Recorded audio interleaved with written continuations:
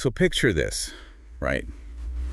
You are an expat living in Berlin. Oh, yeah, a very, very familiar situation for so many people. Exactly. And you've just survived the absolute gauntlet of finding a new apartment in this city, which, let's be honest, that feels like a miracle in itself. It really does. It's incredibly stressful. Right. So you've packed up all your boxes, you scrubbed the old place from top to bottom, handed over the keys to your old landlord, and just breathe this massive sigh of relief. You think you're finally done. You think you're done. But then, well, you wait, and you wait some more. And that rental deposit, your Mietkaution, which is probably, a few thousand euros, is just nowhere to be seen. Yeah, just silent. Complete silence. Your old landlord is essentially holding your money hostage, and the silence is just deafening. It is a profoundly frustrating, really anxiety-inducing experience. And, for anyone listening who is currently trapped in that exact situation, constantly checking their bank account, I just want to validate that frustration right out of the gate. Yeah, it's so common. You are absolutely not alone in this. And you are not crazy for feeling like the system is rigged against you. That feeling of being cornered, that is exactly what we are focusing on today. Our mission for this deep dive is to completely unpack the legal realities of rental deposit disputes in Germany. Right. We are going to decode the flimsy and, frankly, often highly creative excuses that landlords use to keep your money. They get very creative. They really do. Mm. But we aren't just going to, leave you with the problem. We are going to introduce a clear, actionable path to getting your deposit back with the help of a Berlin-based law firm called Carol Staru. Having a concrete path forward is critical here, because when we look at the source material for today's analysis, it becomes glaringly obvious that this isn't just a run of bad luck for a few isolated renters. No, not at all. This is a systemic, widespread issue. It's a calculated strategy used across the German housing market. The way I see it, the moment you hand over those keys, the landlord initiates this high-stakes legal staring contest. That's a great way to put it. Right. Because they have your money sitting comfortably in their bank account. Yeah. And they are just staring you down across the table, basically hoping you will blink first. Yeah, they are banking on the fact that you probably don't know the intricacies of German tenancy law. Exactly. They know you might not speak fluent German, let alone understand bureaucratic legal German. Oh, the legal German is a whole other beast. Right. So they are just waiting for you to get exhausted, cut your losses, and walk away. And that staring contest relies entirely on an engineered imbalance of power, and information. The case files and the legal analyses we are reviewing today from attorney Carol Staru's practice, they highlight this perfectly. Landlords constantly test the boundaries of what they can get away with. They operate on this assumption that an expat tenant will simply look at a formal, authoritative-sounding document and just accept it as absolute truth. Right, without even challenging it. Yeah. So let's get into the mechanics of that intimidation. Because they don't just send an email saying, hey, I'm keeping your 3,000 euros because I feel like it. No, of course not. That would be too easy to fight. Exactly. They dress it up. So let's say I've just moved out. The place is completely empty and clean, and suddenly I get this massive PDF attachment from my former landlord. What is their opening move, usually, to justify keeping my cash? The opening move, in the vast majority of these disputes, is presenting you with shockingly high invoices for alleged cosmetic repairs. Cosmetic repairs. Right. They will send you a breakdown claiming that because the apartment was left in a quote-unquote poor condition, they had to hire professional contractors to repaint walls or fix minor blemishes or deep clean the space. So you get a bill where a contractor supposedly charged like 1,000 euros just to paint a single hallway white. Exactly. But wait, I have to ask about the lease itself here, because what if I signed a piece of paper, an actual legally binding rental contract that specifically said I was required to do all those cosmetic repairs before moving out? Right, the contract. If they have my signature on that exact clause, aren't I on the hook? See, that is exactly the psychological trap they want you to fall into. Really? Yeah, they will literally point to the contract, highlight that specific clause, and say, look, you agreed to this 3 years ago. Yeah, well, I guess I did. Exactly. But here is the crucial legal mechanism that non-native speakers almost always miss. Under German tenancy law, The vast majority of those rigid cosmetic repair clauses are completely legally ineffective. Wait, legally ineffective, meaning my signature doesn't even matter. Basically, How does a signed contract just get thrown out like that? it comes down to strict consumer protection laws. They are designed to shield the weaker party, which in a rental agreement is always the tenant. Okay. So German courts have repeatedly ruled that a landlord cannot place an unreasonable blanket burden on you. For example, if a clause says, the tenant must professionally repaint the entire apartment every 3 years, regardless of its condition. Which I've definitely seen in contracts before. Oh, it's everywhere. But legally, that is an undue burden. It ignores reality. So the law steps in and says, no, that clause is void. Okay. And a legal clause cannot be enforced no matter how many times you signed your name next to it.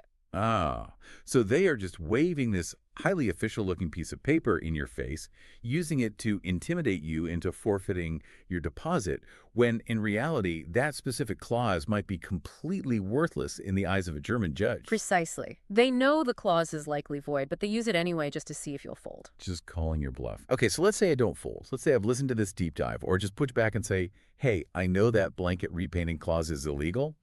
What is the landlord's backup plan? If the contract clause fails, that is when they suddenly shift their terminology. Oh, so?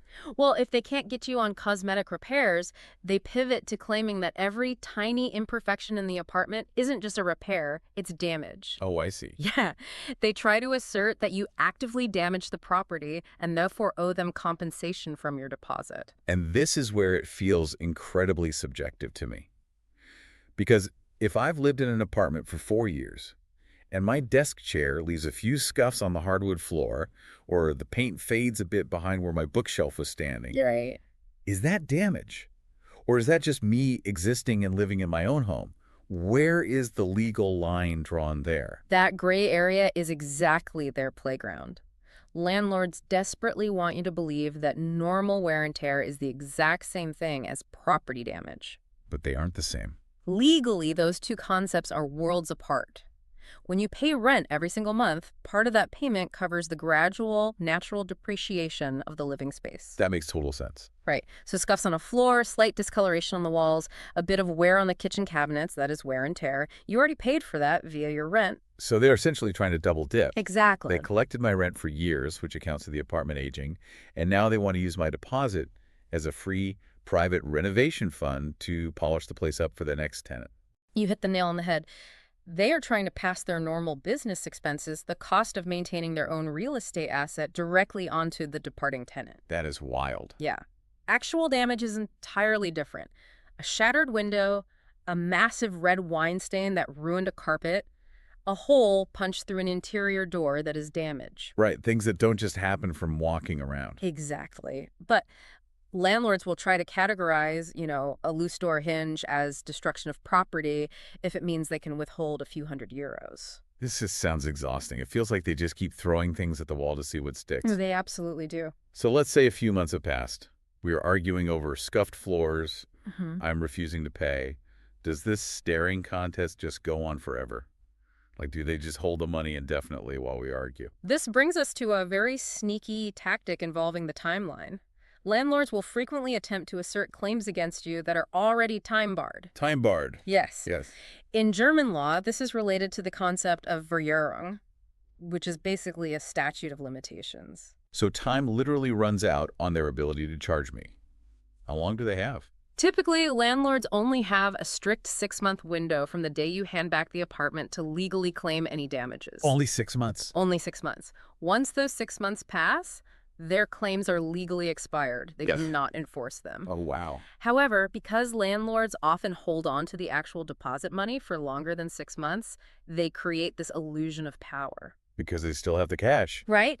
They will send you a deduction for damages, say, 8 months after you moved out, knowing full well the clock has run out. That is incredibly deceptive. Yeah. You feel like they are in charge because they hold the purse strings, but their actual legal right to deduct that specific money expired 2 months ago. Exactly. It's a total psychological trap. Yeah. You are under absolutely no obligation to accept a time-barred claim.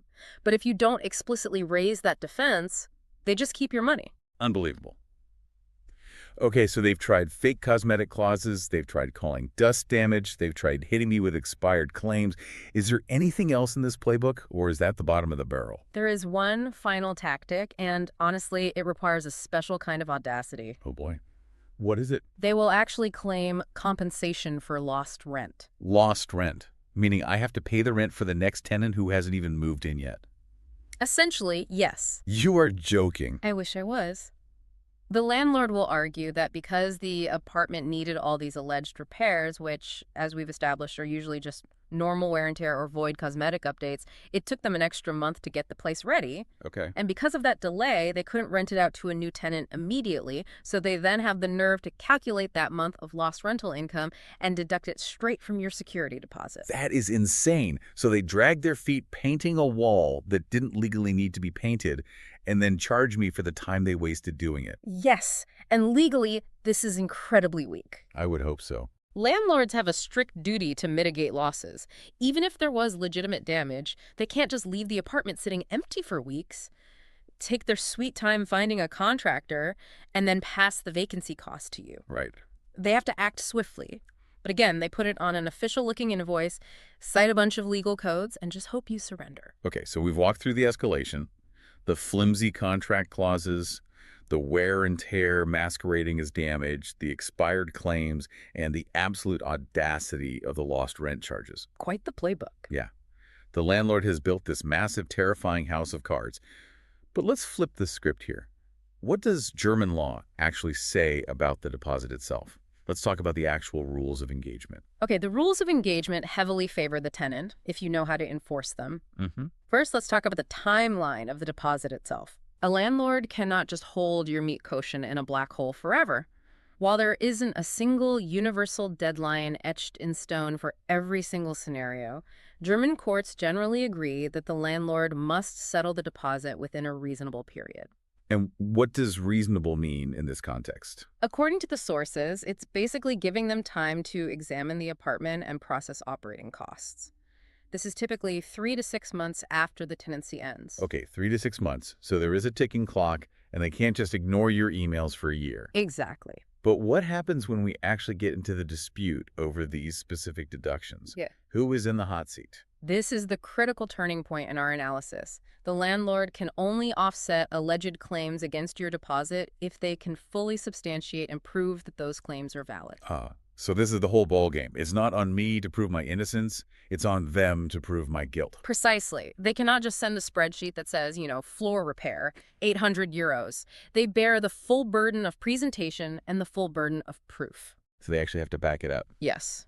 They have to prove, with evidence, that the damage actually occurred. They have to prove that it exceeds normal wear and tear. They have to prove that you, specifically, violated your contractual duties. Wow. And finally, they have to prove that the 800 euros they spent was both strictly necessary and entirely reasonable for that specific repair. I love looking at it this way. It completely changes the dynamic. It's like an audit. An audit, yeah. Like for months, the landlord has been running this terrifying fake audit on you. But the moment you stand your ground, you are turning the tables. You are forcing an audit on them. Exactly. You are saying, okay, show me every single receipt.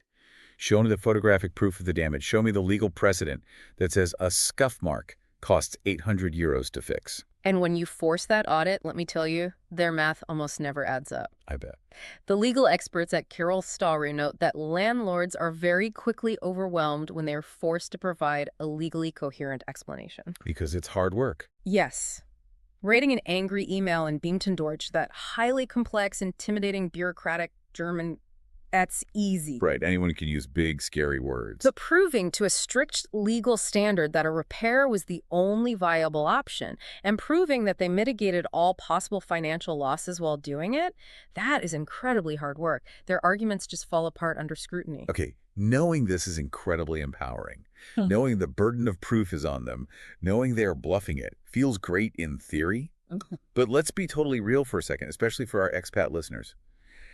Enforcing those rights in a foreign country is a completely different beast. It absolutely is. You are operating in a second language. You are dealing with a landlord who literally holds all your cash. Receiving a 10-page legal letter full of threatening German compound words is terrifying. It's very intimidating. It is emotionally exhausting just thinking about fighting it. It is deeply exhausting. And that exhaustion is not an accident. It is a vital part of the landlord's strategy. Of course it is. They are counting on the fact that you have a full-time job, a life, and that eventually the stress of translating legal threats on Google Translate will just break you. So how do we actually break this staring contest? Because clearly me sending my own angry emails in broken German saying, I know my rights, isn't getting the job done. They just ignore me. Right. What is the actual practical next step to force this audit? The next step is removing yourself from the line of fire entirely and bringing in a professional. Okay. The source material deeply details the work of attorney Kirill Staru. This is a Berlin-based law firm that specializes in dismantling this exact power imbalance. So they do this all the time. Yes. While they handle general litigation and mediation, they have a highly specific, targeted expertise in rental laws and tenancy protection for situations exactly like this. So this isn't just a general lawyer. This is their bread and butter. They know the landlord's playbook, like all 5 of those excuses we just talked about, inside and out. Exactly. They represent tenants who have fallen victim to these precise tactics. And what is most effective is their strategic approach. How so? They don't just blindly rush into a courtroom and file a lawsuit on day one. They start with a highly calculated out-of-court strategy. What does that look like in practice? Are they just sending friendlier emails? Far from it. They draft formal, legally grounded written demands. Remember that intimidation we talked about, the Beamton Deutsch? Oh, yeah.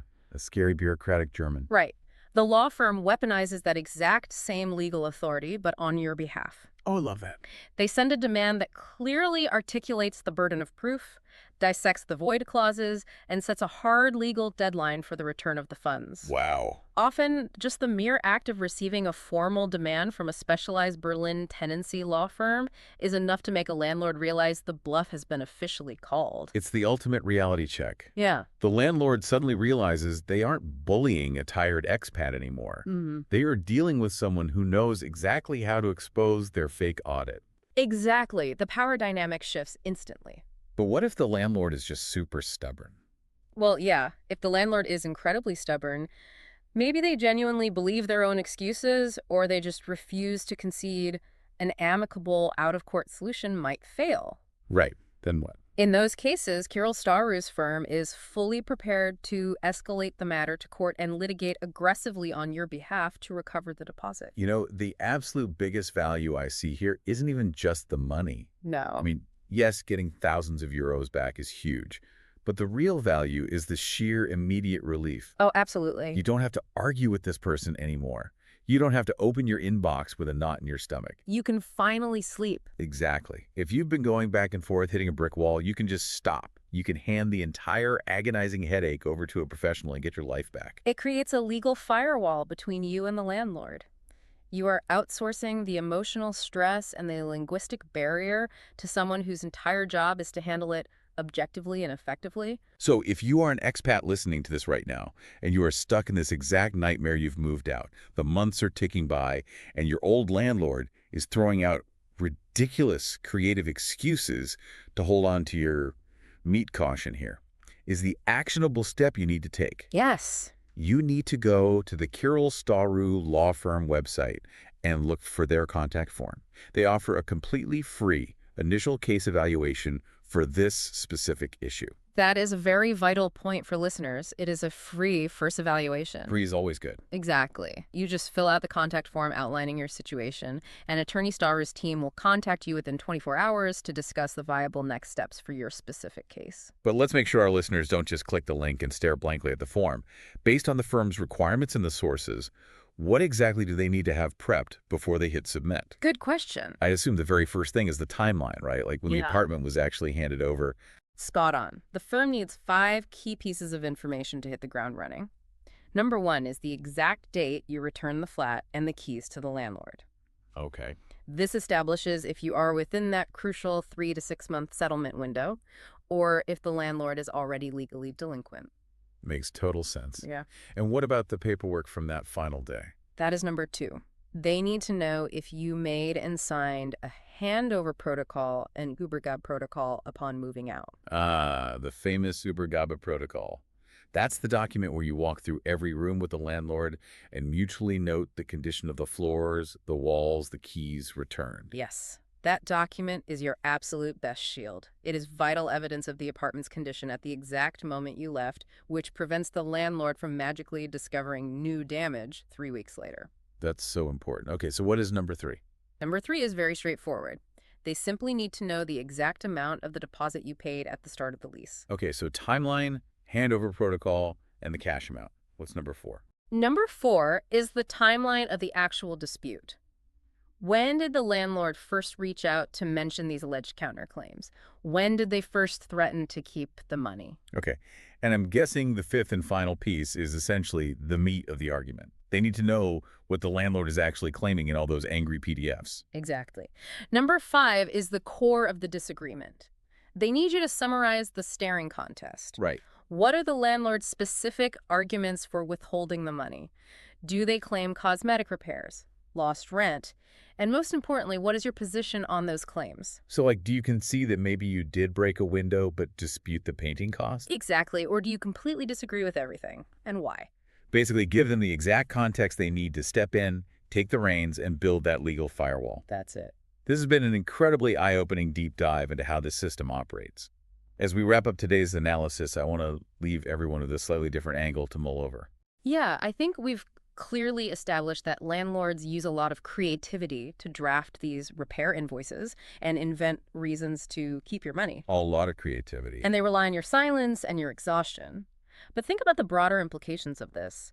In a city like Berlin, where the housing market is historically tight and rents are heavily regulated, the deposit isn't always just functioning as a security measure anymore. Oh, I see where you're going with this. For some bad actors in the market, withholding deposits is actively being factored in as a secondary shadow revenue stream. A shadow revenue stream, wow. Yeah.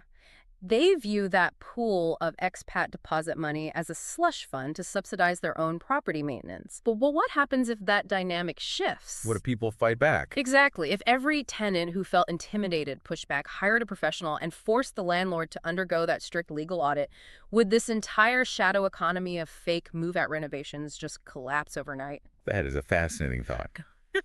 Their entire business model relies on you not knowing your rights. The minute you shine a light on it, the house of cards just falls apart. It really does. Listen, your deposit is your money.